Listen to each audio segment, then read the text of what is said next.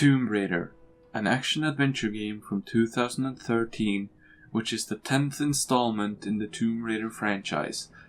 Acting as a reboot which tells of the origins of Lara Croft, I have to say this game has become one of my all-time favorites. The immersion, great controls, action, and amazing storyline pulled me directly into this amazing world where the game takes place. I played the game for 2 hours, as the full play time of this game is around 10 hours, and I've finished it multiple times.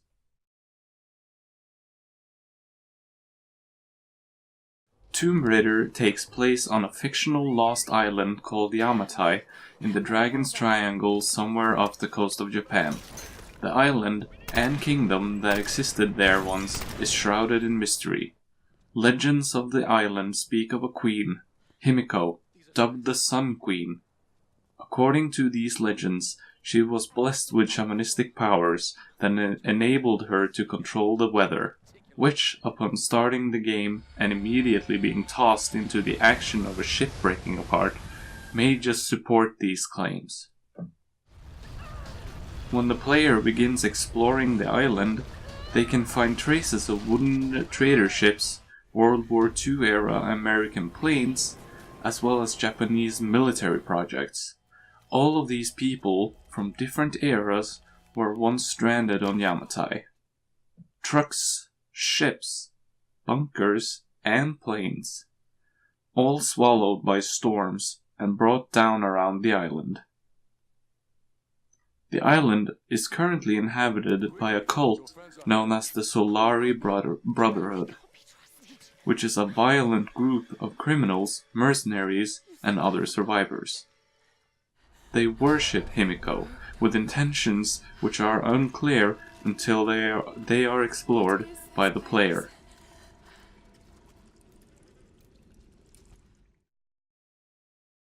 The player takes control of the protagonist, the one and only Lara Croft, a young, recent archaeology graduate who has solid theories on where Yamatai could be located. These theories have convinced the Nishimura family, who are direct descendants from the people of Yamatai. This family is funding their expedition. The leader of the expedition is Dr. James Whitman, a celebrity archaeologist desperate to avoid bankruptcy. Accompanied by a Royal Marine turned adventurer, Conrad Roth, a close friend to the Croft family. He serves as a mentor to Lara, as well as some sort of father figure. Playing as a very important character for the storyline, Samantha Sam Nishimura, a friend of Lara, as well as the representative of the Nishimura family. She also films for a documentary about the expedition. As well as these more important characters, there are Jocelyn Reyes, a skeptical and temperamental mechanic and single mother, Jonah Mayava, a fisherman and friend of Lara, and a believer of the paranormal, Angus Grimm, a gruff Glaswegian helmsman of the Endurance. The Endurance is the ship the party arrives on Yamatai on. And finally, Alex Weiss, a goofy and bespectacled electronics specialist. Seeing as this is supposed to be a reconstruction of the origin story of how Lara Croft became who she is, one can only imagine the hardships she encounters on this journey. The game starts off with one shock after the next. This makes the player sit on the edge of their seat throughout almost the entire game. After somehow surviving the Endurance going down, Lara is knocked unconscious by an unknown man. After being dragged through skeletons, crawling through them, muddy and possibly bloody water, being attacked by wolves while in a bear trap, but the most defining moment which turned her into the total badass that she is probably when Dr. James Whitman gives them up to the Solari and Lara is kidnapped where she shortly after kills a human being for the first time in self-defense. The excitement and feelings the player is met with by playing are both filled with relief and a constant nervousness.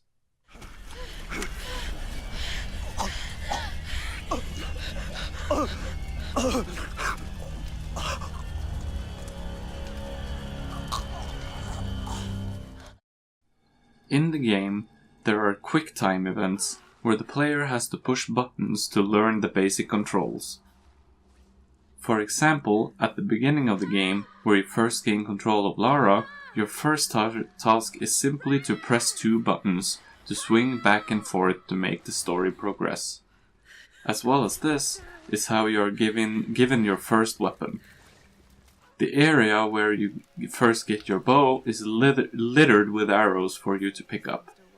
Here you get helpful tips on how to find your way around the world, as well as forcing you to be able to use the bow before you are able to continue. Throughout the game, you are met with interface that introduce you to the mechanics, giving you some idea of how the game works and how it's meant to be played.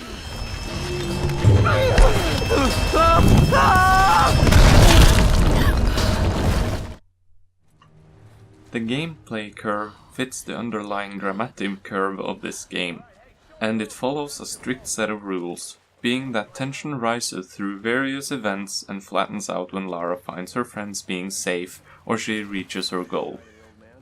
Tension then starts rising again almost immediately. Side stories can be found throughout the game overlapping the main curve in forms of documents and dialogue.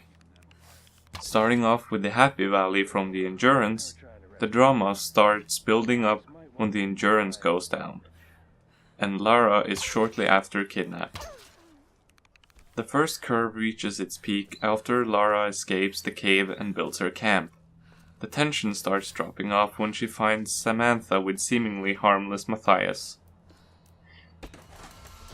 This tension starts building up almost immediately by Matthias kidnapping Sam, followed by James Whitman giving them up to the Solari, making Lara captured again. This tension curve keeps rising throughout her escape when she fights multiple enemies that get in her way. This tension curve eventually flattens out when she finds first aid for Roth, who was bitten by wolves. Tension starts rising again when Lara takes on the challenge of getting them help to get off the island, and an incoming plane is taken down by the storms. The tension keeps rising, sending Lara plummeting down a mountainside and a pilot in need of help. The tension starts leveling out as Lara finds the pilot already dead, but it doesn't give you much time to relax here, as Lara is almost immediately taken captive again by the Storm Guard this time. This is where we reach the main tension build-up of Act 1. Lara faces grueling challenges, taking on incredible foes, getting very hurt, all in an attempt to save her companions. The dramatic curve keeps building up, and up until the point where she finally manages to save Samantha and end up in a helicopter with Roth. The helicopter goes down, and Roth is killed by Matthias by the wreck. This is the climax of Act 1. I stopped playing the game here, as the dramatic curve falls sharply and her friends are all now safe, and we reach the grounds for a new build-up.